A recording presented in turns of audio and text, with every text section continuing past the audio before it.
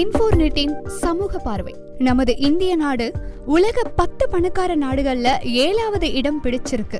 அதோட தனிநபர் மதிப்பு $5600 பில்லியன் இருக்குன்னு நியூ வேர்ல்ட் வெல்த் அமைப்பு ஒரு கணக்கெடுப்புல வெளியிட்டிருக்கிறாங்க. ஒரு நாட்டோட செல்வ வளம் கணக்குல எடுத்துக்கொள்ளப்பட்டதாகவும் சொல்லப்படுது இந்த செய்தியில.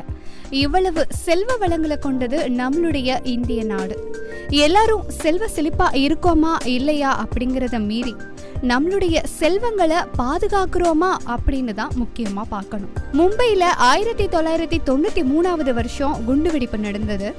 இதுல பல அப்பாவி மக்கள் உயிரிழந்தாங்க. இந்த மாதிரி நிறைய கொடுமைகள் இந்தியாவில நிழல் உலக தாதா தாவூத் இப்ராஹிமால நடந்தது. ஆனா அவருக்கு தண்டனை கிடைச்சதா அப்படின்னு பார்த்தா இன்னும் தேடிட்டு தான் இருக்கிறாங்க. பாகிஸ்தான்ல ஏதோ 6 முகவரிகள்ல எங்கேயாவது இருப்பார் அப்படின்னும் பாகிஸ்தானுடைய ISI உளவு அமைப்பினர் மூலமா தேடிக்கிட்டு இருக்கிறாங்க. பிரபல தொழிலதிபர் விஜய் மல்லையா வங்கி கடனா 6027 கோடி கடன் வாங்கிட்டு வட்டி கூட செலுத்தாம மார்ச் 2, 2016 இங்கிலாந்துக்கு தப்பி ஓடிட்டாரு.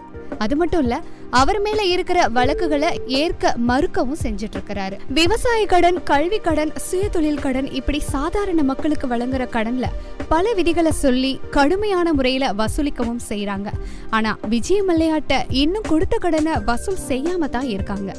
இப்படி நாட்டு மக்களோட பணங்களை அழிக்கவும் ஒரே இடத்துல குவிக்கிறதுக்கும் செயல்கள் பல நடந்துகிட்டே தான் இருக்கு. இத சரி செய்தோம் அப்படின்னா நாம எல்லாருமே செல்வ செழிப்பா இருக்கலாம். இந்த மாதிரி பல விஷயங்களால நமது நாட்டினுடைய செல்வங்கள் சுருண்டப்படுதா அப்படிங்கிறது தான் ஒரு மிகப்பெரிய கேள்வியா இருக்கு.